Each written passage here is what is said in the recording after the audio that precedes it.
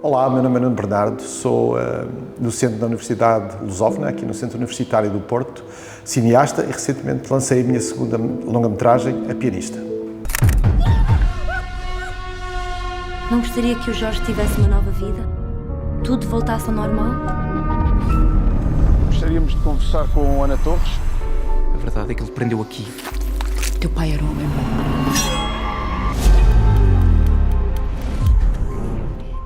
bom. Um filme ou um livro, porque além de ser cineasta também escrevo livros, normalmente livros de fatores juvenis, a ideia normalmente surge de eu ir ao baú das ideias, porque no meu dia-a-dia, normalmente isso acontece às pessoas que trabalham com criatividade, nós vamos tendo várias ideias ao longo do dia, lemos artigos, coisas que nos acontecem, pequenas coisas do dia-a-dia, e que não são nada, mas que nós achamos pode ter um valor mais à frente. E normalmente eu guardo essas ideias, ou em papel, ou depois mais tarde no computador, e depois elas vão ficando, algumas desaparecem, significa que não são boas ideias, há outras que vão ficando, que nós achamos que eu acho que são, ok, podem ter potencial. E depois o que acontece é que eu vou juntando, se calhar, pequenas ideias que estavam soltas, e vou juntando, e depois surge então o esqueleto daquilo que pode ser um filme ou pode ser um livro. No caso da Pianista, que foi o filme que lancei recentemente, aquilo que aconteceu foi, eu tinha duas ideias soltas, tinha a ideia de o que é que seria levar um piano a um local onde não existia música, e outra ideia do que seria, ou que é, o que é que acontecia se quando alguém que nos é próximo morre, se nós tivéssemos a possibilidade de trazer essa pessoa de volta. E aí eu juntei as duas ideias, estes dois conceitos, estas duas imagens, e basicamente surge o filme A Pianista, que é a história de uma mulher, uma ex-pianista que casou, foi para uma herdade alentejana, abandonou o piano,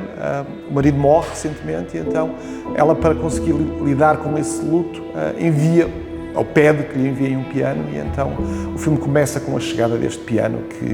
que é o incidente inicial, que é o dispositivo que vai despoletar então a história que nós vemos do filme. E aquilo que eu faço então é escrever o guião, submeter a quem normalmente apoia financeiramente estas obras, e depois é aguardar. Muitas vezes muitos dos projetos não são apoiados. Quando um projeto então é apoiado, normalmente há um processo que dura entre um ano e meio de pré-produção, de então melhorar o guião, encontrar o elenco, fazer o casting dos atores, a escolha dos locais, e depois então preparar a rodagem desse filme. Depois há normalmente um processo de pós-produção que, no caso dos meus filmes, demoram entre 6 a 8 meses. Depois é apresentado a um distribuidor. Normalmente temos trabalhado com nós audiovisuais. Se o distribuidor tiver interesse em colocá-lo nas salas de cinema, depois há um processo de marketing do filme. Normalmente, os meus filmes, o Gabriel em 2019 e agora A Pianista, e entre a ideia de submeter para financiamento, obter os apoios para a produção e o filme estrear nas salas, normalmente é um processo que demora 4 anos e meio. Em Portugal nós temos um problema, ou temos uma limitação muito forte, que é a limitação orçamental. Nós temos muitos poucos locais onde conseguimos obter apoios, o Instituto de Cinema e do Audiovisual, os canais de televisão, sendo que a RTP é aquela que mais aposta no cinema e no audiovisual independente, e temos agora, felizmente, também os apoios do Cash Rebate, do Cash Refund, que nos permitem complementar estes apoios iniciais. Não obstante isso, existe um limite, ou seja, nós não conseguimos produzir um filme em Portugal sem apoios externos internacionais, por mais de 1 milhão de euros. Então, o que é que acontece? Eu acho que, eu falo por mim, mas acho, e aquilo que vejo de conversas com outros realizadores e outros criadores, é automaticamente temos que impor alguns limites criativos, ou seja, todos nós teríamos, se calhar, o desejo de fazer filmes sobre as descobertas, ou sobre o passado de Portugal, ou fazer dramas históricos, ou fazer filmes de ação ou de ficção científica, algo muito mais complexo, mas claramente temos as limitações, porque sabemos que podemos ser criativos até a um determinado limite, e normalmente esse limite dificilmente passará 1 milhão de euros, a não ser que seja uma coprodução internacional. Então temos um bocadinho essa não diria autocrítica ou autocensura, mas o escrevermos e o criarmos a pensar nessas limitações, e isso como é lógico, do ponto de vista criativo é muito limitador, porque existem um conjunto de obras ou géneros cinematográficos que eu adoraria explorar, mas sei que será muito difícil. Já fiz ficção científica, já fiz comédia romântica, filme de boxe, agora esta pianista, mas sei sempre que o guião tem que estar sempre limitado e depois a própria execução desse guião tem que ser muito limitada, o número de atores, o número de decors, a qualidade dos decors, porque temos sempre esse limite, esse valor de que acima desse valor já não conseguiremos financiar o filme, e aquilo que eu acho que o pior que podemos fazer é ter uma ambição muito grande e tentar fazer uma coisa muito grande e depois não ter os recursos, porque rapidamente se nota que o filme não tem o orçamento que deveria ter. No meu trabalho, e sempre que eu realizo, quer cinema ou televisão, para mim o trabalho em equipa é muito importante e faz parte do meu método. Eu sei que cada realizador trabalha de uma forma diferente, mas aquilo que eu gosto de fazer é trabalhar não só com o diretor de fotografia, porque impacta muito o resultado do filme, porque definimos cores, texturas, a forma como a câmera se movimenta e como a câmera se capta, mas eu gosto muito de trabalhar com os atores. Ainda ontem estava a falar disso numa das minhas aulas aqui na Universidade Lusófona, que é, apesar de nós prepararmos o filme e eu fazer aquilo que é o shot list, que é listar todos os planos que queremos filmar a cada um dos dias, e com o diretor de fotografia e com o assistente de realização definimos o que é que queremos fazer, o meu método passa muito por chegar ao local e fazer normalmente um ensaio com os atores. Isto porquê? Porque muitas vezes nós preparamos a cena e preparamos com stand-ins ou há um assistente que faz a vez do ator e muitas vezes filmamos ou fotografamos e fazemos o planeamento e a preparação da cena, mas o ator tem as suas ideias e aquilo que eu gosto muito de fazer é que o ator chegue à cena sem que eu diga o que é que eu quero da cena, que ele interprete a cena e faça a sua representação e movimenta-se de uma determinada forma e pega em determinados objetos que não estão no guião, e isso para mim é muito enriquecedor. E é a partir desse ensaio que normalmente fazemos com os atores que depois então muitas vezes mudamos o shot list, mudamos a iluminação, mudamos a forma como a cena vai ser gravada, porque aquilo que eu quero, e eu gosto muito de filmar a realidade, não gosto de coisas muito encenadas, para mim aquilo que é importante é captar essa realidade e para mim o ator, a interpretação, a performance do ator é que vai-me depois decidir, ok, se calhar vou filmar esta cena que pensei ter 4 ângulos diferentes, se calhar vou só filmar num ângulo, porque a ação do ator, a forma como ele se move na cena é tão rica que não vale a pena eu estar a fazer muitos cortes e é preferível eu estar simplesmente a observar. E por isso, para mim, é um trabalho de equipa, é um trabalho que, no caso das séries, eu não gosto de trabalhar só com um guionista ou 2 guionistas, gosto de ter aquilo que os americanos fazem muito, que é o chamado o writer's room, ou a sala dos guionistas, que é ter várias pessoas a dar input para o guião e depois também, durante o processo criativo, usar os atores e usar os diferentes técnicos para enriquecer a história. O cinema, o filme ou a própria televisão é a junção de várias artes per si.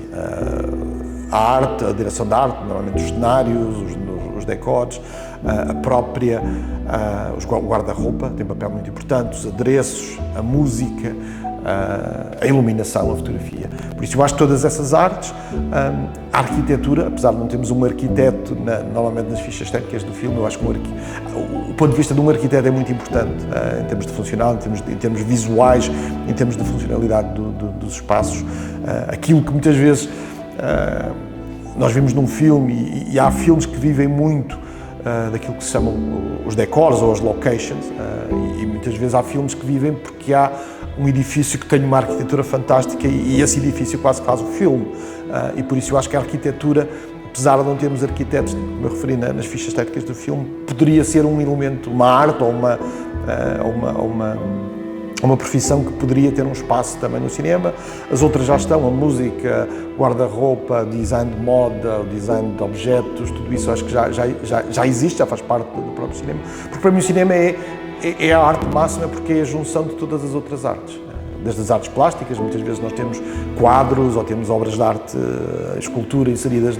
nos decors, por isso para mim o cinema é isso, é a junção de todas as artes. Talvez a única que eu acho que ainda não vi numa ficha técnica será a arquitetura, mas que tem um papel muito importante, normalmente não tem o crédito porque qualquer edifício mais diferente, especial, enriquece muito a história de um filme.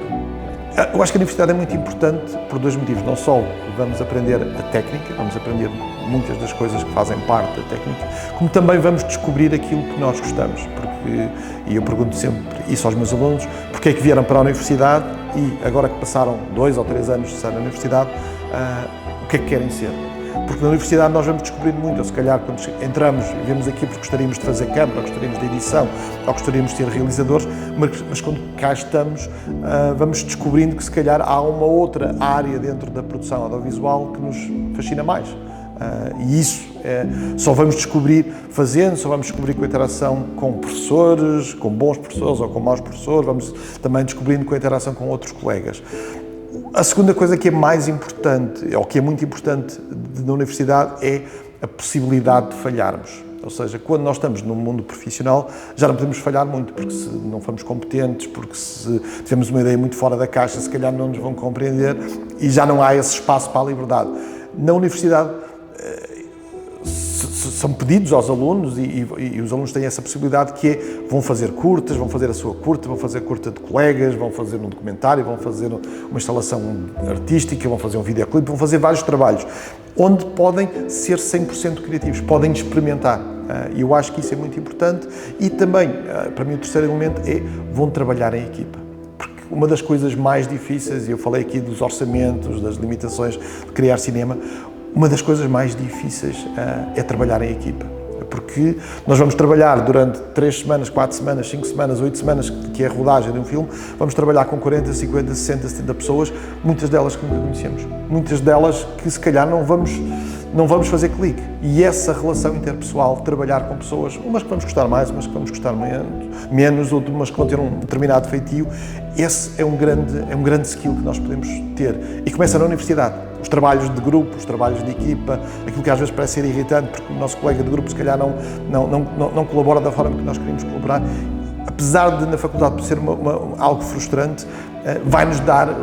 aqueles skills que são importantes mais tarde, porque vamos lidar com vários tipos de pessoas e se esta for a nossa carreira, ao longo dos anos vamos lidar com dezenas, centenas de pessoas e temos que saber aprender a lidar com elas.